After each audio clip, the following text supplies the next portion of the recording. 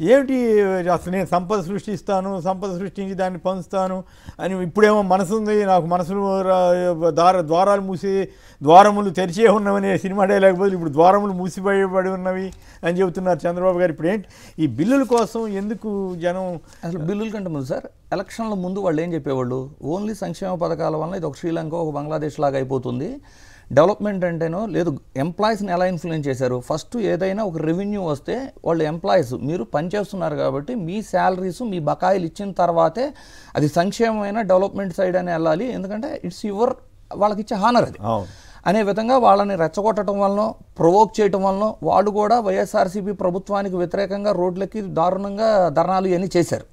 చేసిన తర్వాత ఇప్పుడు ఎలక్షన్స్ అయిపోయి 2 సంవత్సరాలు దగ్గర 16 నెలలు గడిచిపోయింది.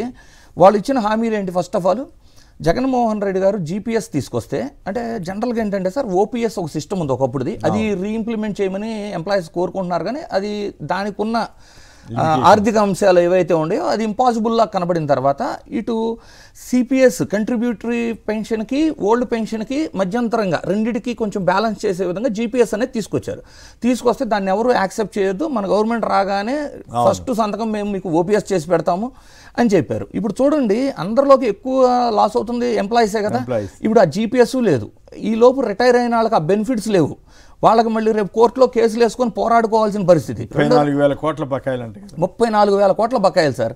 అంటే ఇలా బకాయిలు పెంచి ఇప్పుడు చూడండి డిఏ ఒకటి ఇచ్చి దాంట్లో ఒక రహస్య జీవో ఎలా పాస్ చేశారు అంటే డిఏలో ఇవ్వాల్సిన ఏరియర్స్ బకాయిలు ఏవైతే ఉంటాయో అవంటే రిటైర్మెంట్ లేదు ఎవరైనా ఎక్స్పైర్ అయితే ఎంప్లాయీ అప్పుడు ఇచ్చే బెనిఫిట్స్లో ఇస్తారని.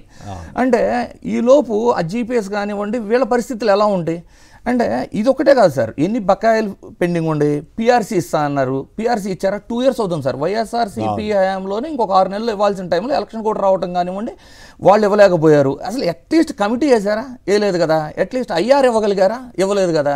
మరి వాళ్ళకి ఆగ్రహం రాదా? వీటికి తోడు అంటే ఎంప్లాయీస్ దగ్గరే 34,000 కోట్ల బకాయిలు ఉన్నాయి, 3,000 కోట్ల బకాయిలు ఆరోగ్యశ్రీ, ఒక పక్కనేమో రోడ్లు జల్ జీవన్ మిషన్ వల్ల వీళ్ళు ఒకప్పుడు గ్రామ ఇంటింటికి కుళాయిలు ఏర్పాటు చేసి చిన్న కాంట్రాక్టులు. అవును సార్, అది రూరల్ వాటర్ సప్లై కింద అది నేషనల్ గవర్నమెంట్ స్కీమ్ సార్. అక్కడ ఫండ్స్ ఆగవు కూడా, ఇప్పటిదాకా ఆగిన చరిత్ర లేదు. అది వాళ్ళే ఆన్సర్ చేయాలి ఏమవుతున్నాయి అని. వాళ్ళు రోడ్లు అవుతున్నాయా? డైవర్ట్ అయినట్టే కదా. వాళ్ళు రోడ్లు ఎక్కారా? రెండోది టీచర్స్ రోడ్లు ఎక్కుతున్నారా? కాంట్రాక్టర్లు రోడ్లు ఎక్కుతున్నారా? అసలు ఏదైనా బాధాకరం. ఇవాళ ధర్నా చేయబోతున్నట్టున్నారు కదా ఈ నెట్వర్క్ ఆసుపత్రి చేస్తుంటే నిన్న రాత్రి 250 కోట్లు రిలీజ్ చేసాము, ఇంకో 250 కోట్లు కూడా మీరు చర్చలకు రండి రిలీజ్ చేస్తామన్నారు. అసలు 3,000 కోట్లు ఎక్కడ, 250 కోట్లు ఎక్కడ? అదే ఒప్పందం కుదిరి ఏమన్నా వాళ్ళు అంత ఈజీగా యాక్సెప్ట్ చేశారా? అంత ఈజీగా యాక్సెప్ట్ చేశారు. అది కూడా 20 రోజుల తర్వాత వాళ్ళు మొదలుపెట్టి అంటే ఈ రోజు రోడ్డు ఎక్కుతామంటే వైద్యులు అంటే ఆసుపత్రి యాజమాన్యాలు రోడ్లు ఎక్కుతామన్న తర్వాత అది కూడా 10% కూడా లేదు. 300 కోట్లు ఎక్కడ, 250 కోట్లు ఎక్కడ? అంటే డెఫినెట్లీ గవర్నమెంట్ అనేది వాళ్ళతో చర్చలు జరిపి వైద్యాన్ని ముందు ప్రజలకు అందించాలి అని అందరం కోరుకుందాం. ఎందుకంటే ఈ గొడవల్లో ఈ రాజకీయాల్లో ఆ బిల్లులు పెండింగ్లో ఏమవుతుందంటే సామాన్యుడికి వైద్యం అందక చాలా మంది ఇబ్బంది పడుతున్నారు. ప్రైవేట్ నెట్వర్క్లో ఎక్కడైతే ఆరోగ్యశ్రీ ఉందని చెబుతున్నారో మనం హాస్పిటల్కి వెళ్తే ముందు పే చేసుకో, కావాలంటే తర్వాత క్లెయిమ్ చేసుకో అనే పరిస్థితులు ఉండే. సో చాలా దయనీయమైన పరిస్థితులు ఆంధ్రప్రదేశ్ అయితే ఉంది. అంటే ఒక పక్క బిల్లులు ఇవ్వట్లేదు కాంట్రాక్టర్లకి, రెండో పక్క ఎంప్లాయీస్కి పెండింగ్ బకాయిలు ఉండిపోయినాయి, మరో పక్క ఏమో సంక్షేమ పథకాలు కూడా చెప్పిన నెంబర్స్ వేరు చేస్తున్న నెంబర్స్ వేరు, ఇచ్చిన హామీలు అమల్లో లేవు. ఆడబడ్డ రెవెన్యూ లోట్లో నెంబర్ 1 అంటే ఏదన్నా మనం నెంబర్ 1లో ఏడవ చోట ఉండాలి అన్నట్టు కొట్టినట్టు ఉంది అది రెవెన్యూ లోటు. దేశంలో నెంబర్ 1. అసలు మరీ వర్స్ట్ థింగ్ ఏంటంటే అక్షరాస్యత. ఒకప్పుడు ఎలా ఉండేది, ఆంధ్రప్రదేశ్ మన సౌత్ ఇండియన్ స్టేట్స్ అంటేనే లిటరేచర్ వీటిలో టాప్లో ఉండేవాళ్ళం. అలాంటి స్థాయి నుంచి మన అక్షరాస్యతలో కూడా వెనకబడిపోతున్నాము. అంటే గవర్నమెంట్ స్కూళ్ళల్లో అడ్మిషన్స్ డ్రాప్ అవుట్స్ అవుతున్నాయి. మీకు ఏటిదాకా ఎందుకు సార్, కలెక్టరేట్ ఆఫీసులో స్పందన ప్రోగ్రాంలో ఎవ్రీ వీక్ వచ్చే కంప్లైంట్స్లో మెజారిటీ ఆఫ్ కంప్లైంట్స్ ఎడ్యుకేషన్ మీదే ఉంటాయి. అంటే వాళ్ళ పేరెంట్స్ ఎంత సఫర్ అయితే మీరు కలెక్టరేట్ ఆఫీస్ దాకా వచ్చి మీరు స్పందనలో కంప్లైంట్ ఇవ్వగలుగుతున్నారు.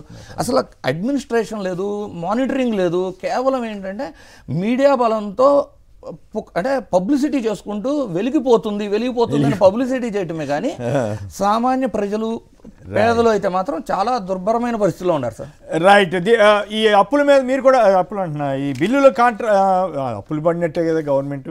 బిల్లుల కోసం రోడ్డెక్కిన కాంట్రాక్టర్లు, పేదల గుండె ఘోష పట్టని సర్కార్ నెట్వర్క్ ఆసుపత్రుల సమ్మె. సో వీటి మీద సంక్షిప్తంగా మీరు కూడా మాట్లాడతారా రాజీవ్? Yes sir. పాపం ఉద్యోగుల పరిస్థితి, కాంట్రాక్టర్ల పరిస్థితి చూస్తా ఉంటే నాకేం కల్పిస్తుందంటే, పాలిచ్చే ఆవును కాదని తన్నే గాడిని తెచ్చుకున్నాడట ఎవరో, అలాగే ఉంది. జగన్మోహన్ రెడ్డి గారు మా ప్రభుత్వం ఇవ్వడం లేట్ అయింది, మేమేం కాదనలేదు. దానికి ఒక స్పెసిఫిక్ రీజన్ ఉంది. కరోనా లాంటి మహమ్మారితో ప్రపంచం అతలాకుతలం అయిపోతున్నటువంటి సమయంలో కూడా రాష్ట్రాన్ని కాపాడుకుంటూ వచ్చినటువంటి జగన్మోహన్ రెడ్డి గారు ప్రజల ముందు, తర్వాత ఉద్యోగులు అనేటువంటి పద్ధతిలో ముందు ప్రజలను కాపాడడానికి ప్రయత్నం చేసి తర్వాత ఉద్యోగులకు ఇచ్చారు. ఇవ్వకుండా ఎక్కడికి వెళ్ళిపోలేదు, లేట్ అయింది. కానీ లేట్ అయిన సమయంలో కూడా జగన్మోహన్ రెడ్డి గారి మీద ఉద్దేశపూర్వకంగా విష ప్రచారాలు ఈ యొక్క అప్పటి ప్రతిపక్షంగా ఉన్నటువంటి ఇప్పటి కూటమి ప్రభుత్వం నాయకులు లెట్ ఇట్ బి చంద్రబాబు గారో, పవన్ కళ్యాణ్ గారో మరొకరు రెచ్చగొట్టి అంటావా జగను, అంటావా జగను అని చెప్పి దిక్కుమాల పాటలు, ప్యారడీ పాటలు కూడా జగన్మోహన్ రెడ్డి గారి మీద కొంతమంది వ్యక్తులతో మీరు చేయించారే. మరి వాళ్ళు తిరిగి మీ మీదే పాటలు పాడుతున్నారు కదా, తల తీసుకెళ్ళి ఎక్కడ పెట్టుకుంటారు ఈ ప్రభుత్వం పెద్దలు?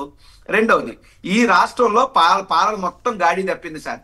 ఆక్సిజన్ లేక విద్యార్థులు చచ్చిపోతున్నారు, కనీసం ఫీజు రియంబర్స్మెంట్ రాక విద్యార్థులు ఇబ్బంది పడుతున్నారు, కాలేజ్ యాజమాన్యాలు ఇబ్బంది పడుతున్నాయి, టీచర్లు రోడ్డు ఎక్కుతా ఉన్నారు, పవర్ సెక్టర్ ఎంప్లాయీస్ రోడ్డు ఎక్కుతా ఉన్నారు, పిహెచ్సి డాక్టర్లు ధర్నాలకు దిగుతా ఉన్నారు, నెట్వర్క్ హాస్పిటల్ యాజమాన్యాలు ధర్నాలకు దిగుతా ఉన్నారు, కాంట్రాక్ట్ ఎవరైతే పనులు చేసినటువంటి కాంట్రాక్టులు బిల్లులు రాక ఇబ్బంది పడతా ఉన్నారు. సో ఈ రకంగా చూసుకుంటే ఎక్కడా కూడా ఈ రాష్ట్రంలో పాలన గాడి వ్యవస్థలో లేదు.